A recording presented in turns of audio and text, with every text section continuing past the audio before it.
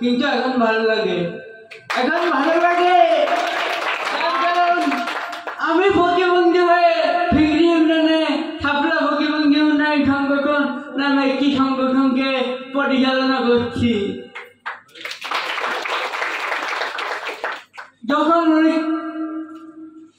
কোভিডকালীন সময় 19 সাল থেকে সংগঠন করি, তখন কেন না জানি মনে হতো আমরা ছড়িয়ে আছি, কিন্তু এই সেভ দ্য চিলড্রেন উত্তরণ যে সুযোগটা করছে, একটা নিকার্ডিং কমিটি করছে, এটা আমরা আরো অনেক ভালো এগিয়ে পারবো।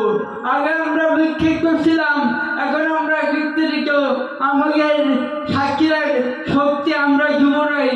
ধন্যবাদ।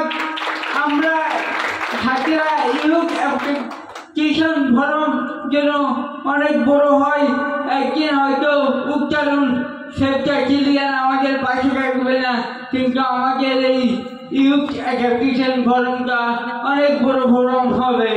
ধন্যবাদ বলে আসসালামু আলাইকুম।